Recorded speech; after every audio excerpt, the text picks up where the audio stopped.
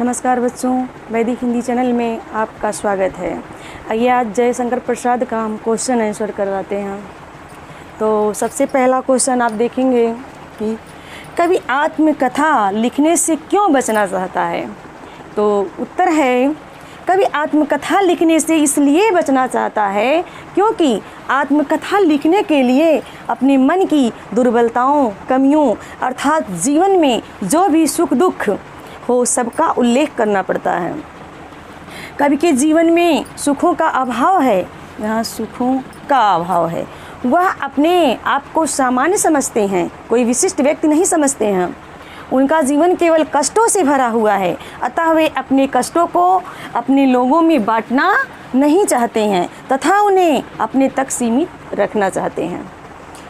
दूसरा क्वेश्चन, आत्मकथा सुनाने के संदर्भ में अभी समय भी नहीं, कवि ऐसा क्यों कहते हैं। तो उत्तर है, अभी समय भी नहीं।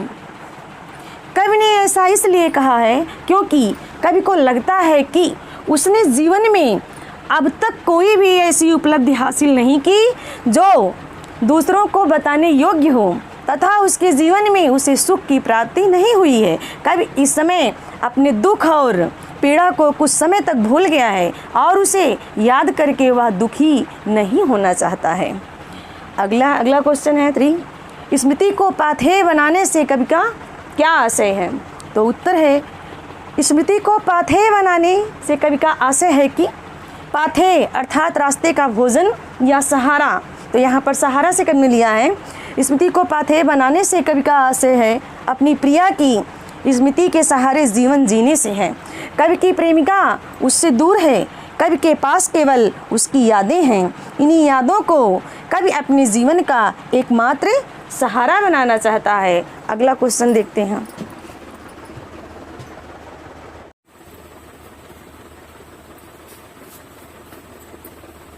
अगला क्वेश्चन है, भाव स्पष्ट कीजिए।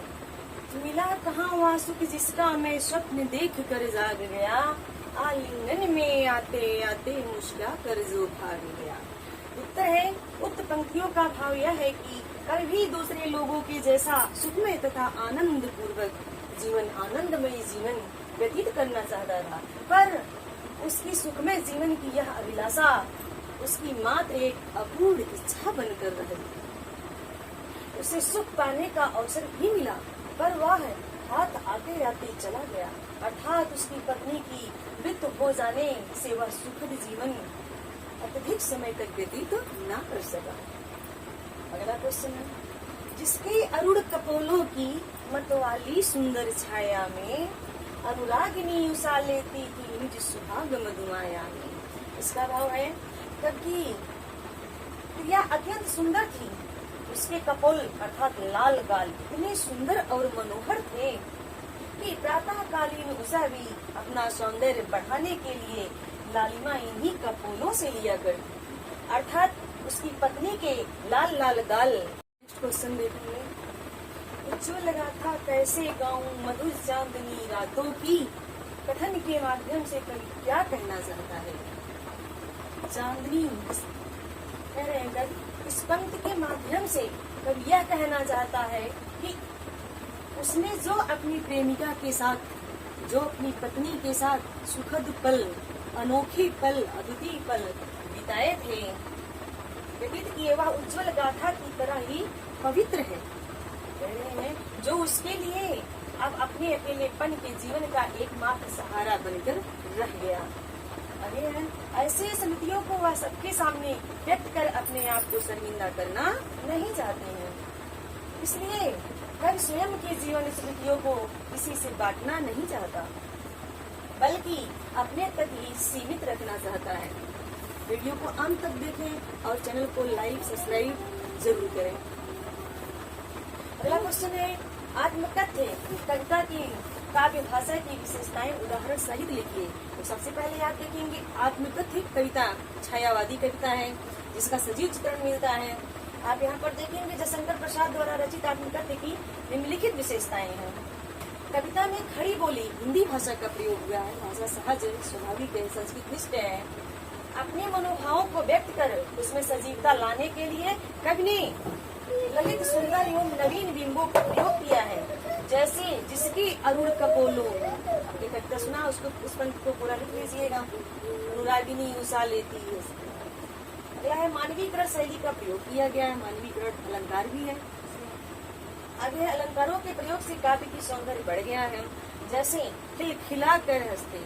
यहाँ पर जो है आप देखेंगे आते आते रूप प्रकाश अलंकार है, दो शब्द दो बार लिखा गया है। मेरी मौन अनुरागिनी में अनुप्रास अलंकार है। अरुण कपोलों में रूपक अलंकार है। अगला क्वेश्चन देखिए।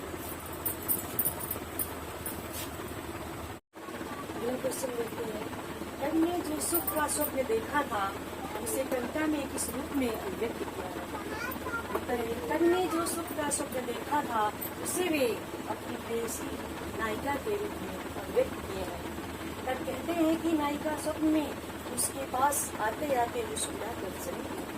कहना चाहते हैं कि जो सपने उसने अपनी प्रेमिका के लिए साथ में देखे थे वो तो उसे कभी प्राप्त ही नहीं हुआ। अर्थात ये सुख जो है छलावा मात्र है। हम जिसे सुख समझते हैं वह अधिक समय तक नहीं रहता, किसी स्वप्न की बात जल्दी ही गायब हो जाता है।